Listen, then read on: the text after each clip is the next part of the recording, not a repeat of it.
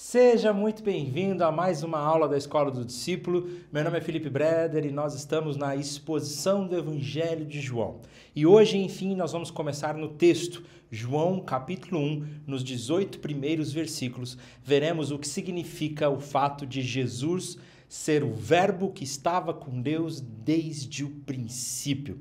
Nós estamos estudando essa riqueza que é o Evangelho de João e você é muito bem-vindo nas nossas exposições. Você está na Escola do Discípulo, nós somos uma escola bíblica online, presencial aqui também na Primeira Igreja Batista em Campo Grande. Estamos nesse projeto de expor a Bíblia inteira aqui no YouTube, capítulo por capítulo. Nós já temos dezenas de livros bíblicos expostos aqui gratuitamente no YouTube que você pode acompanhar.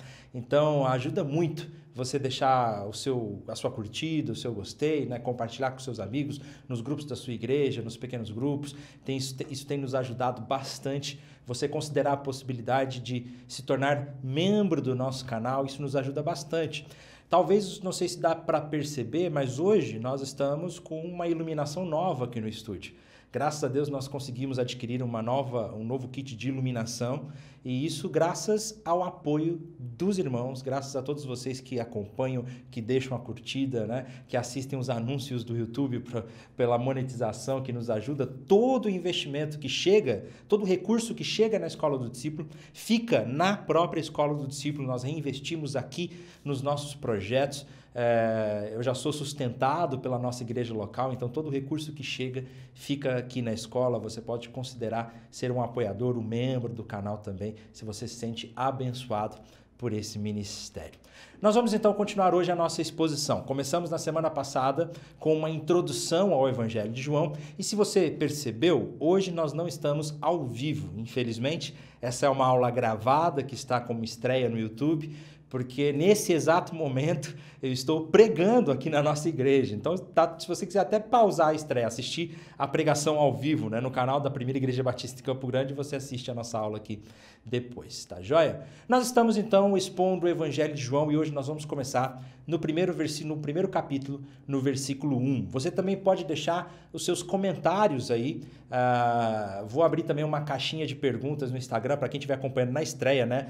Agora no domingo, dia 6 de agosto, no dia 6 de agosto, às 11 horas da manhã do horário de Brasília. Se você está assistindo nesse horário, logo depois pretendo abrir uma caixinha de perguntas aí no Instagram da escola para que a gente possa responder também algumas dúvidas que surgiram da nossa aula de hoje, tá bom? Vamos ao texto bíblico então. Como sempre, essa é uma aula, é uma exposição bíblica, então separe aí o seu caderninho, um bloco de anotações, desliga as outras coisas que estão atrapalhando você ou tirando a sua atenção, separe um tempo para estudar a Bíblia junto conosco, tá joia? Evangelho de João, capítulo 1. Como nós falamos na semana passada, o Evangelho de João ele é riquíssimo.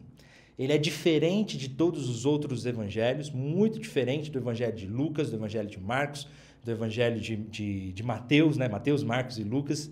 É um evangelho que possui um significado diferente, um propósito diferente quando foi escrito. É um evangelho que já foi escrito por último, depois de todos os outros evangelhos. E João não está preocupado com as ações de Jesus propriamente dito. João não está preocupado em contar toda a biografia de Jesus. Ele está mais preocupado no significado da pessoa de Jesus Cristo. Ou seja, mais preocupado do que os feitos, as atuações de Jesus, ele está preocupado com o próprio Jesus e o significado da sua vida. E o Agostinho de Hipona, ele comentando o Evangelho de João, ele diz que o Evangelho de João é profundo o suficiente para um elefante nadar raso, e raso o suficiente para uma criança não se afogar. Vamos de novo, que eu me embolei aqui, né? O Evangelho de João é profundo o suficiente para um elefante nadar e raso o suficiente para uma criança não se afogar. E essa é a sensação que eu tenho realmente quando eu leio o Evangelho de João. Ele é simples o bastante para que a gente utilize com novos convertidos, com aquelas pessoas que desejam conhecer a fé cristã. Quando uma pessoa se converte, eu quero apresentar Jesus para essa pessoa por meio da Bíblia, eu estudo o Evangelho de João junto com a pessoa. Ele é simples o bastante para que uma criança não se afogue, raso bastante para que uma criança não se afogue, mas ao mesmo tempo ele é profundo. E nós veremos que ele é muito profundo. E se você mergulhar no Evangelho de João, tem muita coisa que nós podemos aprender. E no capítulo 1, João começa o seu Evangelho, como eu disse, de uma forma completamente diferente de todos os outros. Nos 3 primeiros evangelhos, nós temos relatos, né, do início da vida de Jesus. Lucas, por exemplo, e Mateus vai relatar o nascimento de Jesus. E João não está preocupado com isso. João não está preocupado com o nascimento de Jesus. João não está preocupado com a anunciação de Gabriel a Maria. Jesus não está preocupado com o nascimento... Perdão, João não está preocupado com o nascimento virginal de Jesus. Ele não está preocupado em contar nada disso. Ele tem uma preocupação. A preocupação de João é mostrar aos seus leitores que Jesus Cristo é Deus entre nós, é o Verbo encarnado, é o Senhor que habitou entre nós. E ele começa o texto então dizendo que no princípio era o Verbo. O Verbo estava com Deus e o Verbo era Deus. Ele estava no princípio com Deus. Todas as coisas foram feitas por ele e sem ele nada do que foi feito se fez. A vida estava nele e a vida era a luz dos homens. A luz resplandece nas trevas e as trevas não prevaleceram contra ela. Muito bem. Meus irmãos, tem muita, mas muita coisa que nós podemos extrair e aprender só nesses primeiros 5 versículos. É tanta coisa que nós não teremos tempo de abordar aqui. Por isso eu já quero ser honesto com quem está nos acompanhando em dizer que nossa reflexão, a nossa exposição aqui de João vai ser um pouco mais sintética, um pouco mais resumida, mais reflexiva, mais devocional para a nossa vida prática, diária. Porque, só para vocês terem uma ideia, nesses primeiros 5 versículos, os principais comentários que eu li tinham mais de 20 páginas para comentar esses primeiros versículos. É muita coisa que nós poderíamos aprender aqui que, infelizmente, nós não teríamos tempo. Mas algumas coisas dá para a gente entender desse texto. João começa dizendo que no princípio era o Verbo. Esse no princípio é uma referência direta a Gênesis, capítulo 1, no versículo 1, quando o texto diz que no princípio criou Deus os céus e a terra. João está fazendo uma clara referência à origem do universo, à origem da vida, à criação. Ele está fazendo uma referência a Gênesis, capítulo 1, versículo 1. Qualquer judeu, qualquer hebreu que lesse o Evangelho de João, logo iria reconhecer essa expressão no princípio, que é a mesma expressão de Gênesis no capítulo 1, e João está dizendo, lá no princípio, quando Deus criou todas as coisas, quando ele disse haja luz, quando Deus disse que haja separação entre águas e águas, quando Deus disse para existir a vegetação, surgir a vegetação, quando Deus disse para os animais existirem, naqueles 6 dias que Deus criou o mundo, narrado em Gênesis capítulo 1, nesse princípio, ele já era o Verbo. O Verbo já existia. O Verbo já estava presente. Interessante que vale a pena a gente entender o que significa esse verbo. A palavra grega aqui é logos, que pode ser traduzido literalmente como palavra, verbo. Né? Algumas traduções realmente trazem, no princípio era a palavra. Mas o que significa essa palavra? Qual é a ideia que João tinha em mente quando ele trouxe essa palavra? Quando nós pegamos ou vamos estudar o significado de logos naquele tempo, que é a palavra grega aqui, logos, quando nós vamos estudar o significado de logos, nós temos muitas interpretações e muitos significados naquele tempo para essa palavra.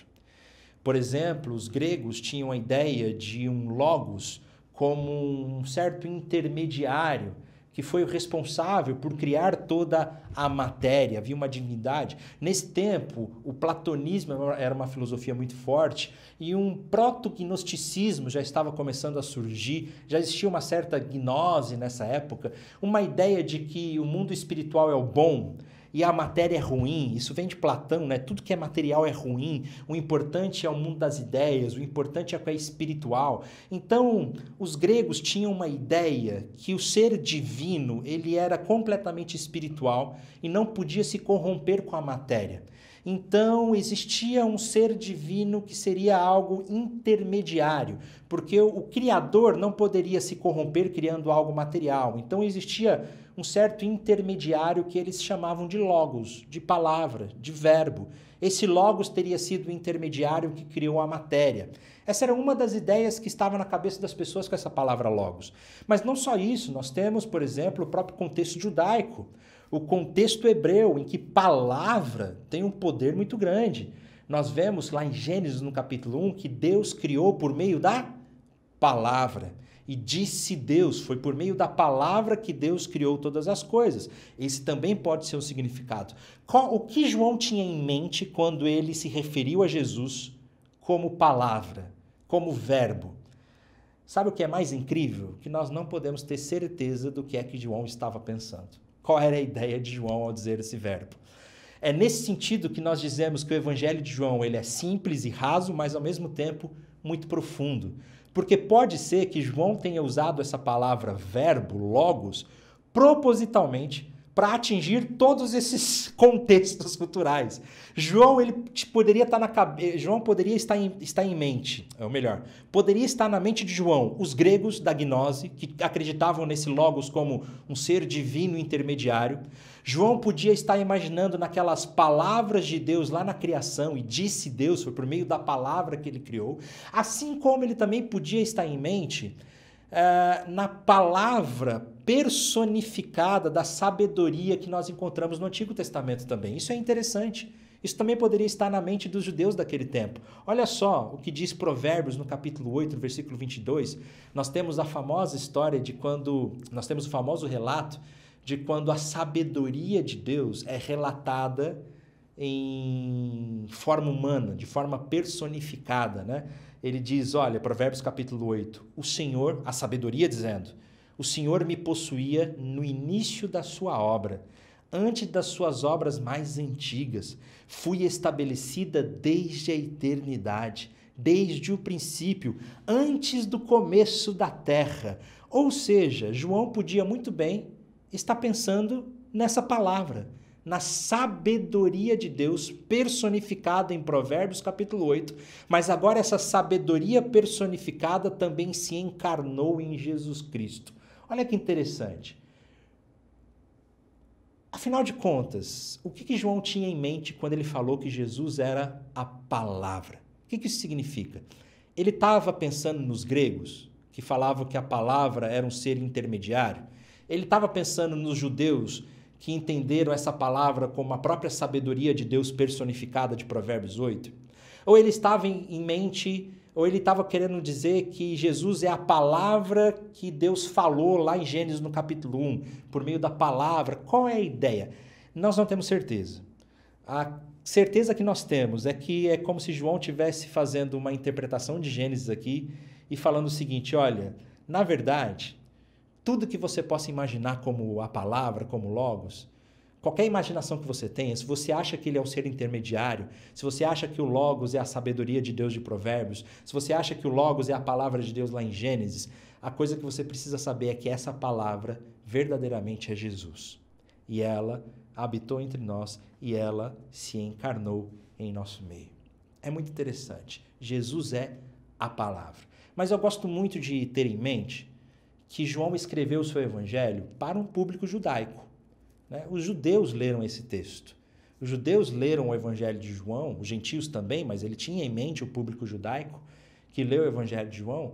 E eu não tenho dúvida que quando o público judeu leu o evangelho de João e João disse que no princípio ele era a palavra, eles fizeram uma certa analogia na palavra de Deus em Gênesis no capítulo 1. Aquela palavra de Deus... E disse Deus, haja luz, essa palavra criadora de Deus é o próprio Jesus, é o próprio verbo. E é interessante que João vai dizer, olha, no princípio era o verbo. E o verbo estava com Deus e o verbo era Deus. Aqui as coisas se tornam muito mais interessantes.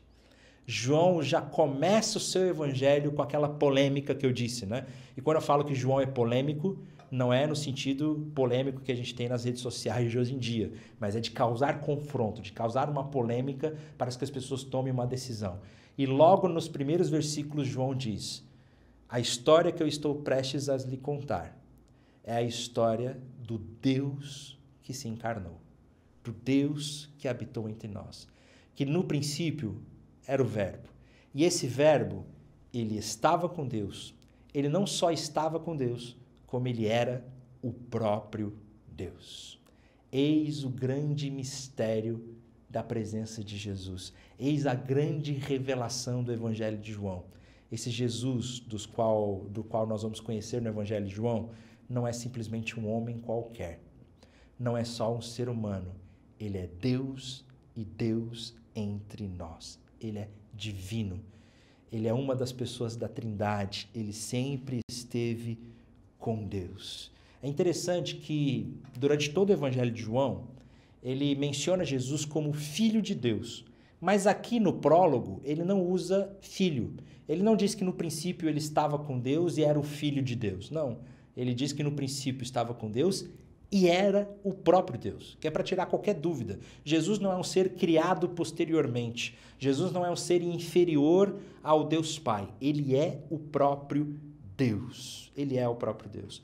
O Werner de Boer, no comentário dele de João, ele diz o seguinte, olha, Jesus, o Filho, o Verbo, é totalmente unido com o Pai e ao mesmo tempo é distinto dele, tendo vida independente. Apesar disso, não se trata de dois deuses lado a lado.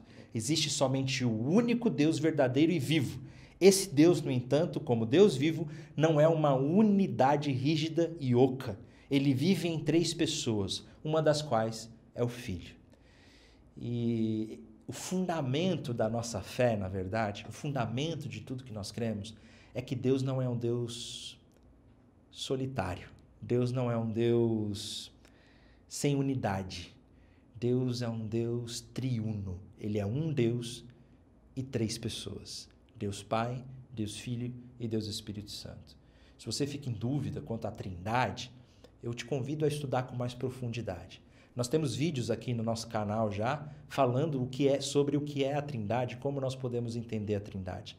Mas na verdade é que nós nunca seremos capazes de conhecer um Deus de amor se nós primeiro não entendermos que esse é um Deus triuno, um Deus que é amor na sua essência, um Deus que é Pai, Filho e Espírito Santo que se amam mutuamente. João já coloca isso de cara no seu evangelho. Esse Verbo é Deus e sempre esteve com Deus desde o começo. E ele diz isso com essas palavras, veja bem. E esse Verbo estava com Deus no princípio. Ele estava no princípio com Deus. Todas as coisas. Quando eu falo todas as coisas, é todas as coisas. Todas as coisas foram feitas por ele e sem ele nada do que foi feito se fez. A expressão todas as coisas é realmente que todo o universo, toda a criação, todas as galáxias, todas as estrelas, todas as nebulosas, todo o universo com seus 13 bilhões de anos-luz de extensão, que é o universo observável que nós temos, todas as estrelas, galáxias, buracos negros, as estrelas que estão nascendo, morrendo, todos os planetas gasosos, rochosos, tudo foi criado por meio do Verbo.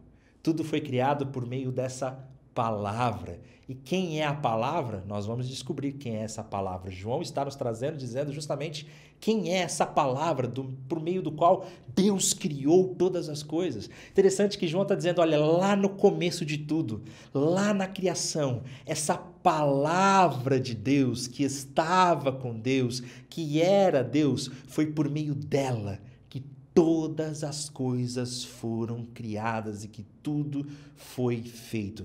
Não existe, como diz o Abraham Kuyper, né? Não existe 1 centímetro quadrado do universo no qual o Cristo, que é soberano sobre todas as coisas, não clame, é meu. Tudo pertence a Ele. Tudo foi feito por meio dEle. Interessante que os 5 primeiros versículos de João nada mais é do que uma interpretação de Gênesis capítulo 1. É a interpretação que João traz de Gênesis capítulo 1. Que quando Deus disse haja luz, essa palavra era o próprio Jesus. Olha que interessante. Quando Deus disse, façamos o homem, essa palavra era o próprio Cristo. Quando Deus disse que haja dia e noite, sol e estrelas, essa palavra era o próprio Jesus. Ele é a palavra, ele é o verbo, ele é o logos, por meio dele. E é interessante essa tradução verbo, porque é a palavra em ação, né? É a palavra em movimento, não é uma palavra estática. Ele é e sempre esteve desde o princípio. Isso é interessante. João faz questão de dizer, veja bem, João faz questão de dizer que Jesus, ou o verbo, a palavra, sempre esteve com Deus. Ou seja, ele não foi um ser criado por Deus.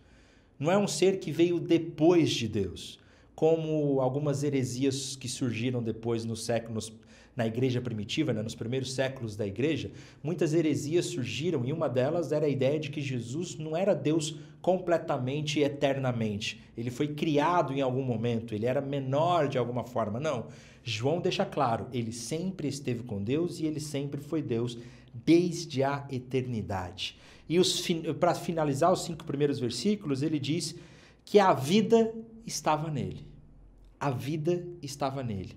A vida era a luz dos homens. A luz resplandece nas trevas e as trevas não prevaleceram contra ela.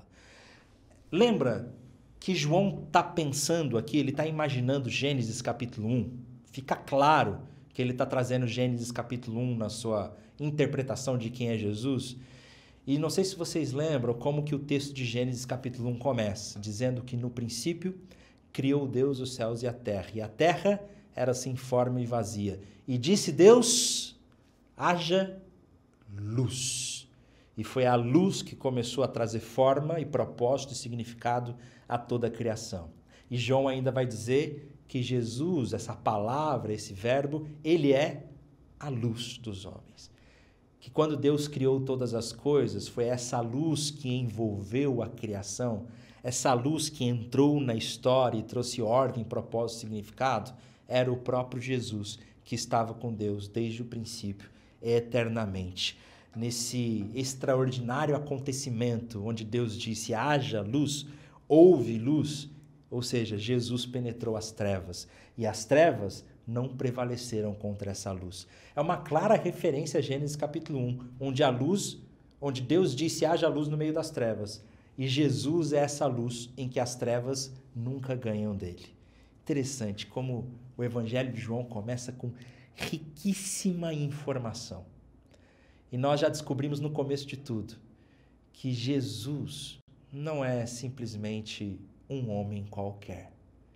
Ele é Deus, Deus entre nós. Nós vamos falar mais sobre isso daqui a pouco. João faz uma pequena pausa no seu argumento. Pausa não. Ele vai complementar o seu argumento trazendo o testemunho de João Batista. Então, no versículo 6 e 9, ele diz, houve um homem enviado por Deus e o nome dele era João. Este veio como testemunha para testificar a respeito da luz, para que todos viessem a crer por meio dele.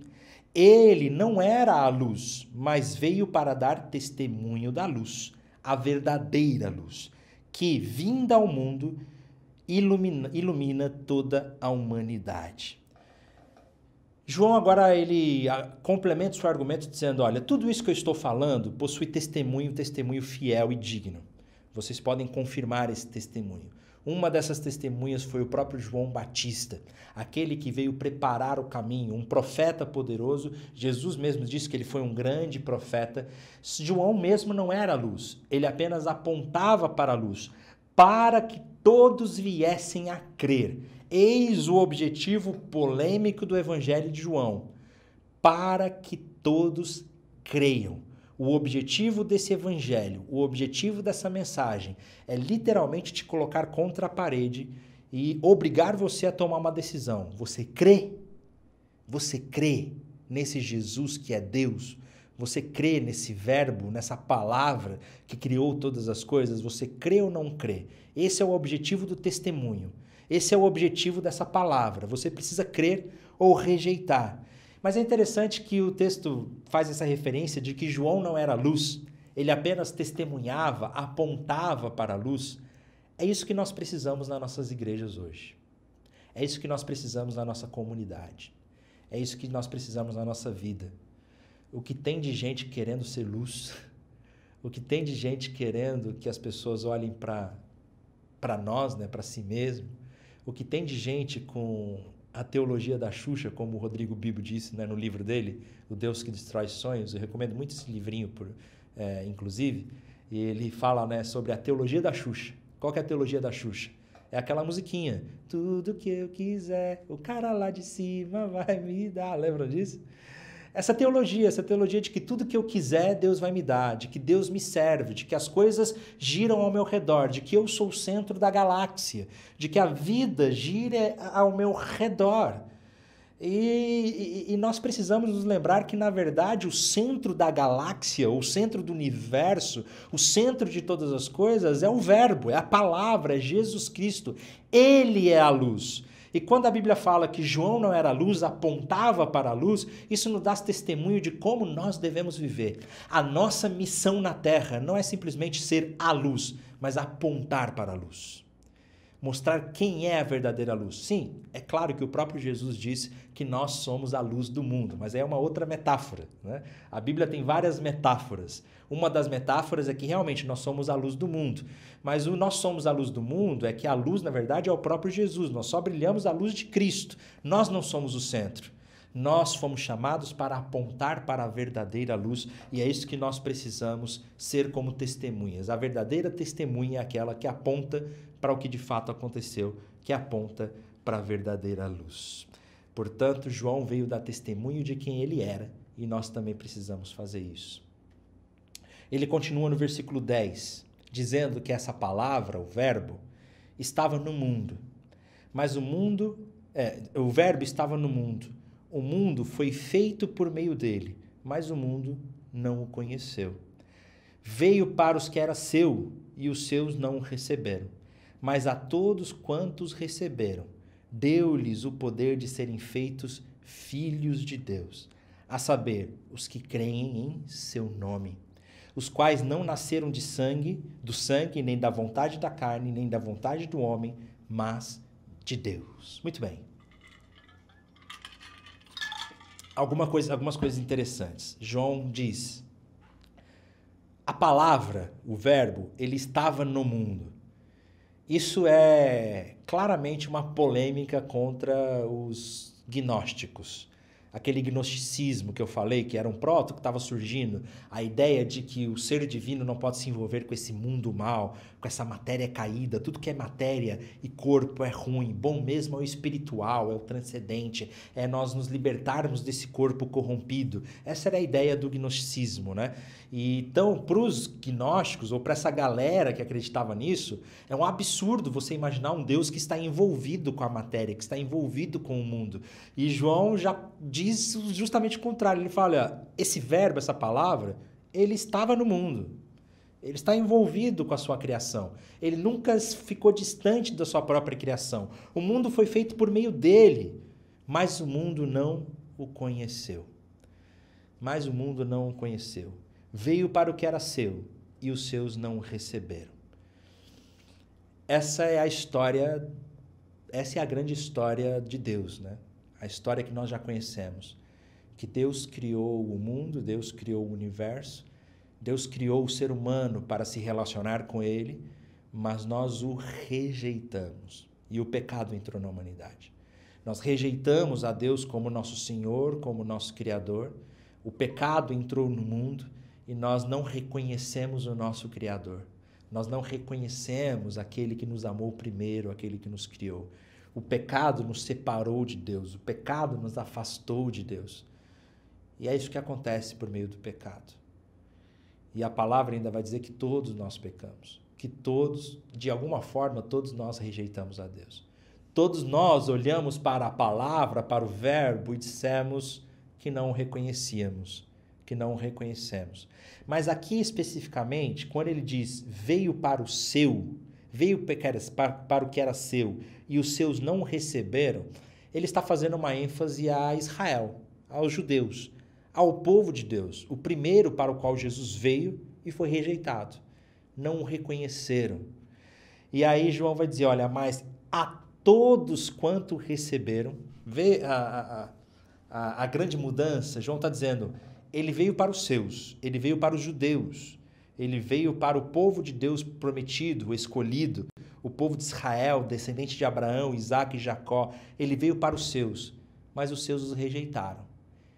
E então, todos, e quando ele fala todos, é o mundo todo, os gentios, aqueles que são judeus, os que não são judeus, os gregos, os romanos, todos, a todos quanto receberam, deu-lhes o poder de serem feitos filhos de Deus, a saber, o que creem no seu nome.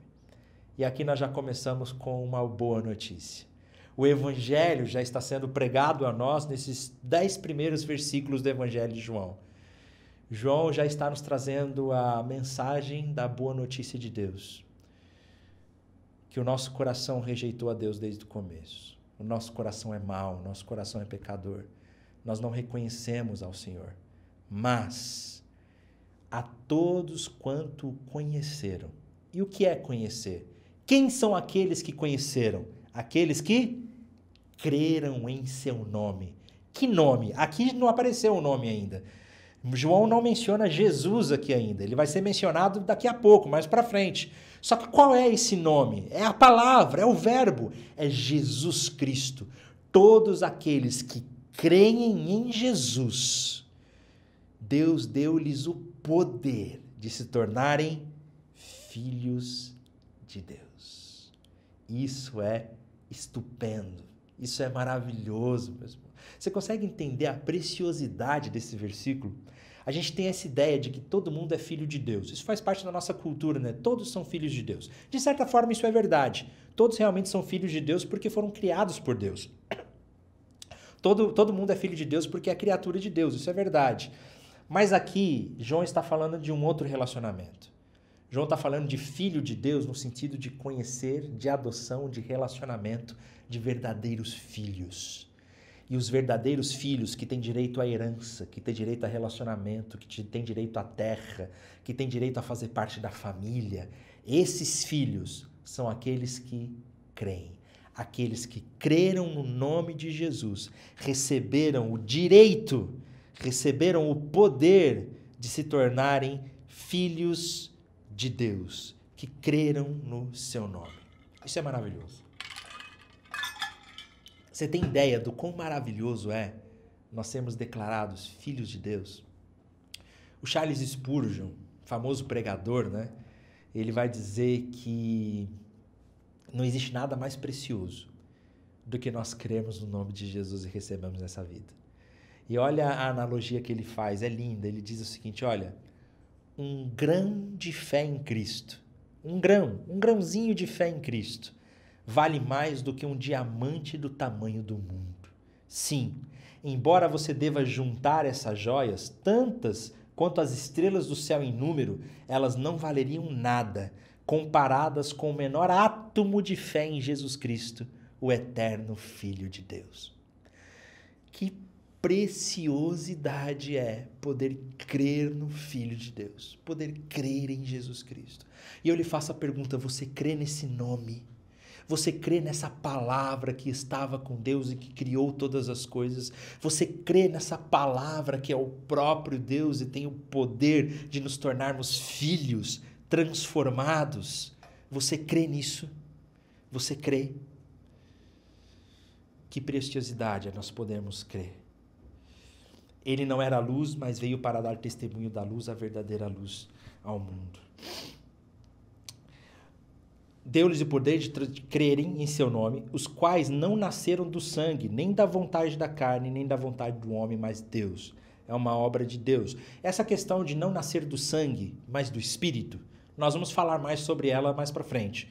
Quando nós lermos o encontro de Jesus com Nicodemos, a gente vai falar sobre o que significa isso de nascer no Espírito, de não nascer na água, de não nascer do sangue, né? De nascer no Espírito. E agora vem, digamos, a grande conclusão dessa introdução, desse prólogo, né? Desse prólogo do Evangelho de João. João está dizendo, sabe no princípio? Então, lá quando Deus criou todas as coisas, No princípio ele era a palavra, e a palavra era Deus. A palavra estava com Deus. Todas as coisas foram criadas por meio dessa palavra. João deu testemunho dessa palavra. Estou dizendo a verdade sobre o que eu estou falando. Essa palavra veio, mas ninguém reconheceu ela como digna de crença. Ninguém creu verdadeiramente nela. Mas existem aqueles que creram em seu nome. E aqueles que creram em seu nome recebeu o poder de se tornar filho de Deus. E como isso aconteceu? Como que Jesus veio para os que eram seus? Agora agora João nos dá a explicação de como isso aconteceu. E essa parte do Evangelho de João é maravilhosa. Ele diz o seguinte: e o verbo, a palavra, se fez carne. O verbo se fez carne e habitou entre nós, cheio de graça e de verdade. E vimos a sua glória, glória como unigênito do Pai. Meus irmãos, isso é maravilhoso. A mensagem de Jesus é radicalmente diferente de qualquer outra. Nós temos a ideia absurda, louca, maravilhosa, de que esse Deus, criador de todas as coisas, se fez carne. Isso é um absurdo para qualquer mente daquela época, né? Para qualquer pessoa daquele tempo. Imaginar um Deus que veio, que habitou entre nós, se fez carne? Não é possível. Tanto que não é possível que naquele tempo as pessoas começaram a inventar outras histórias, como os gnósticos, como o da gnose, como eu acabei de falar, que não, Jesus não veio em carne, ele era um espírito que se disfarçou de Deus no nosso tempo. E na verdade, naquela época existiam muitas histórias de deuses que vinham visitar a Terra. Mas todas as histórias daquela época, os gregos, por exemplo, os romanos, eram histórias de deuses que visitavam a Terra disfarçado. Eles estavam disfarçados de seres humanos, visitavam a terra e iam embora. Mas a mensagem de João é completamente diferente. Esse Deus não veio visitar a terra, esse Deus não se disfarçou de ser humano, ele se fez carne. Ele se fez carne. E o se fez carne é muito precioso, porque não é que Jesus se fez homem, simplesmente. Porque muitas pessoas poderiam dizer, olha, não, ele se disfarçou de ser humano. Não. João é enfático em dizer, ele se fez carne e habitou entre nós. É interessante que esse habitou entre nós, a palavra significa literalmente tabernaculou entre nós. E aqui vale fazer uma reflexão. Deus criou o homem e a mulher, Deus nos criou para viver em perfeito relacionamento de amor. Você foi criado, você que está assistindo essa aula agora, você foi criado para amar a Deus e ser amado por Ele. Esse é o propósito da sua vida. Mas, infelizmente, o pecado nos separou de Deus, nos separou da presença de Deus. Desde então, por todo o Antigo Testamento, nós vemos Deus fazendo um movimento de restaurar a sua comunhão. E Deus promete habitar no meio do povo outra vez. Lá no Antigo Testamento, Deus manda construir um tabernáculo no deserto. Lembra dessa história? Eu já fiz a exposição de Êxodo aqui, vale a pena você assistir a exposição de Êxodo. Deus pede para construir um tabernáculo. O tabernáculo era Deus prometendo que habitaria no meio do povo outra vez. Mas essa presença de Deus no meio do povo era uma presença limitada pelo pecado, pelo nosso pecado. Deus não habitava plenamente no meio do povo outra vez. Depois, o templo foi construído por Salomão. E o significado do templo era justamente que Deus habitaria no meio do povo. E Deus realmente promete habitar no meio do povo. Deus promete restaurar esse relacionamento com a sua criação. E agora nós temos a notícia de que essa palavra se fez carne, habitou no meio de nós, ela tabernaculou, ou seja, aquele tabernáculo onde Deus habitava no meio do povo, agora está presente na pessoa de Jesus Cristo. Jesus, enfim, trouxe Deus habitando no meio do seu povo outra vez. Deus agora habita no meio de nós, por meio da presença de Jesus. Ele habitou cheio de graça e de verdade, e nós vimos a sua glória. Quando João fala nós vimos, ele está dando aqui testemunho ocular. O que João está dizendo aqui é justamente, olha, nós, os apóstolos, as testemunhas oculares, nós vimos Deus entre nós. Nós damos testemunhas que nós vimos a glória de Deus no nosso meio. Ele se fez carne e habitou entre nós. E nós o vimos, sentimos, tocamos, conversamos com Ele. Nós damos testemunha do que aconteceu. Nós vimos a glória como unigênito de Deus. Esse unigênito, ele está para além de filho único. Porque unigênito a gente tem a ideia de filho único, né? A ideia que o autor, que João quis trazer da palavra aqui, é que ele é do mesmo gene, da mesma substância de Deus. Ele é da mesma forma de Deus. Ele é Deus habitando no meio de nós. Ele se tornou carne. Olha o que o Werner Burr fala sobre isso, sobre a encarnação divina. Isso é revelação genuína. Deus não passou entre nós num invólucro aparente de humanidade, intocado pela verdadeira condição humana, mas Deus se tornou verdadeiramente um de nós, numa solidariedade plena. Por isso, não se diz apenas a palavra se tornou ser humano, mas enfatizando a condição real do ser humano, ouve-se, o verbo se tornou carne. E ele continua dizendo, olha, a revelação é, portanto, encarnação, tornar-se carne, por parte do verbo de Deus. Afirma-se assim que ela não é apenas um assunto para o nosso pensar, não mera comunicação de pensamentos e doutrinas divinas. Revelação é muito mais essencial e impactante. O verbo de Deus não está apenas entre nós como ideia, mas essencialmente como ser humano. Deus está visível entre nós como pessoa integral para toda a nossa existência humana.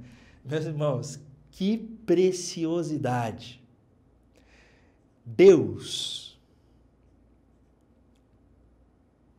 não é uma ideia. Deus não é um conceito. Deus não é uma sabedoria. A vida com Deus não é uma ideia, não foi a ideia de Deus que se fez presente, não foi uma informação que se fez presente, não foi um estudo que se fez presente. O próprio Deus se encarnou. A vida plena, a vida eterna se encontra numa pessoa, a pessoa de Jesus Cristo. A verdade que você tanto busca para a sua vida, que talvez você esteja buscando, não é uma filosofia, uma ideia, um conceito. A verdade não vai ser encontrada em livros, em discussões, em fóruns. A verdade não será encontrada nas suas reflexões filosóficas. A verdade é uma pessoa que se encarnou e viveu entre nós. E é uma pessoa que está acessível a nós e que nós podemos ter relacionamento pessoal com ela. Jesus deseja ter um relacionamento com você, começando hoje, porque a nós nos foi dado o poder de ser filhos de Deus por meio de conhecermos, por meio de crer na sua palavra.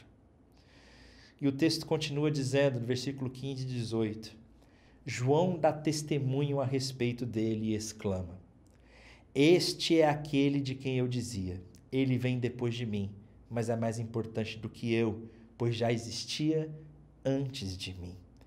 Porque todos nós temos recebido de sua plenitude graça sobre graça. Porque a lei foi dada por Moisés, a graça e a verdade vieram por meio de Jesus Cristo. Ninguém jamais viu a Deus, o Deus unigênito que está junto ao Pai, é quem o revelou. Para finalizar aqui, olha que interessante, ninguém nunca tinha visto a Deus, ouviu a glória de Deus. Mas Jesus Cristo, o encarnado, o que viveu entre nós, o que teve carne e sangue, ser humano, por isso que nós cremos que Deus, Jesus Cristo, é perfeitamente e completamente Deus e perfeitamente e completamente homem, ser humano. Jesus Cristo nos revela o próprio Deus. Você gostaria de ver a glória de Deus, como os apóstolos viram? Nós o vimos, a sua glória. Glória como o Filho unigênito do Pai. E glória significa justamente beleza, majestade. Você tem desejo de ver a beleza, a majestade, a glória de Deus? Olhe para a pessoa de Jesus Cristo, a palavra de Deus que se encarnou no meio de nós. Diante dessa informação, você só tem duas ações possíveis. Você só tem duas posições possíveis. Ou você crê que Jesus Cristo é a palavra de Deus encarnada, ou você o rejeita completamente. Não tem meio termo. Não dá mais para ficar em cima do muro. Na verdade, não existe em cima do muro. Eu gosto muito de uma analogia do Hernandes Dias Lopes, que ele diz que a realidade que nós temos diante do Evangelho de João é como se nós estivéssemos dentro de um bote salva-vidas, dentro de um bote, não é nem bote salva-vidas não, como se nós estivéssemos dentro do bote, numa corredeira perto de um precipício, de uma cachoeira muito grande que nós iríamos morrer. Diante dessa situação, nós só temos duas decisões. Ou nós pegamos a corda salva-vidas que lançaram para a gente, né, para poder sair do bote e se salvar, ou a gente continua dentro do bote. Só que continuar dentro do bote significa a morte, porque nós estamos diante dessa cachoeira. Diante do Evangelho de João, você só tem duas opções.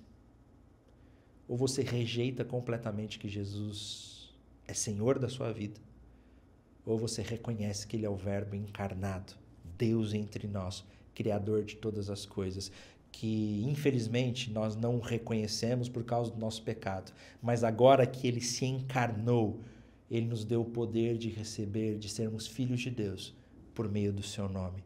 Se você crer no nome de Jesus, você também se tornará parte da família dele, sendo filho de Deus. E nós continuaremos conhecendo esse Jesus por meio da sua palavra e por meio do Evangelho de João.